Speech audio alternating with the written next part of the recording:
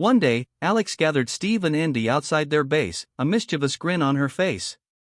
She announced that she had come up with a brilliant way to get rich in Minecraft. Steve, already wary of her so-called genius ideas, reminded her of the last time she had a plan, one that nearly buried them all in TNT. Endy, still traumatized by that experience, nervously agreed. Ignoring their doubts, Alex confidently explained her latest scheme, selling premium Nether Air to villagers. She reasoned that they could simply go to the Nether, bottle up the air, and convince villagers it was a rare and valuable commodity. Steve was confused, pointing out that air was just air. Endy, equally skeptical, hesitated. But Alex assured them that villagers weren't the smartest and that they would believe anything if it sounded exclusive. Despite their suspicions, Steve and Endy had no better ideas, so they reluctantly agreed. The trio stepped through the Nether portal and immediately regretted it. The thick, smoky atmosphere made them cough uncontrollably. Steve, barely able to breathe, shouted at Alex, complaining that the air was 90% smoke. Endy, struggling to see, screamed that his eyes were burning. Alex, however, remained completely unfazed. She simply shrugged and said that the smokier the air, the more premium it was. Before they could argue further, a loud screech echoed through the Nether. Endy turned around just in time to see a ghast floating ominously in the distance.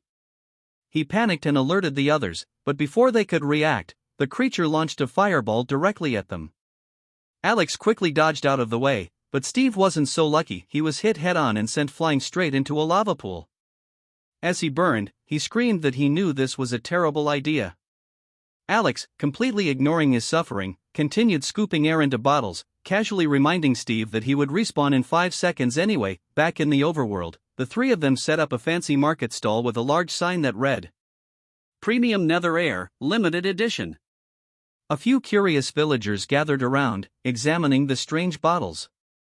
Alex, switching to her best salesperson voice, enthusiastically promoted the product, claiming it was the rarest air in all of Minecraft, supposedly breathed by legendary Ghasts themselves.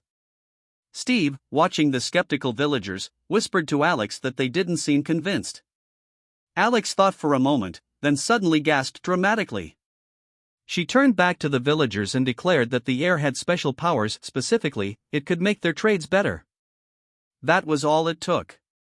The villagers immediately HMMM'd in excitement. Without hesitation, one of them handed over 5 diamonds in exchange for a single bottle. More villagers rushed forward, eager to buy what they now believed was a miraculous product. As they watched the diamonds pile up, Alex grinned and whispered to Steve and Endy that they were about to become rich. Hours later, just as they were celebrating their success, a mob of furious villagers gathered outside their house.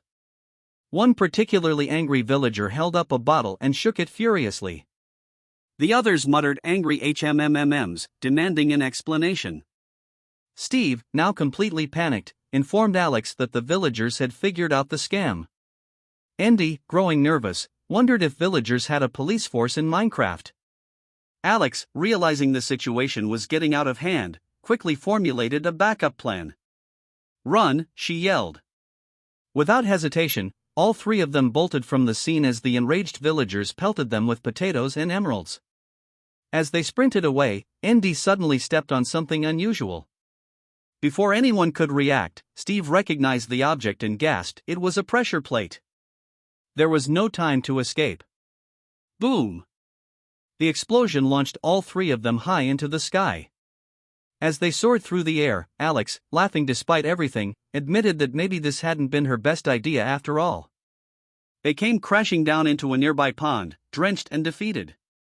The villagers retrieved their stolen diamonds, satisfied that justice had been served.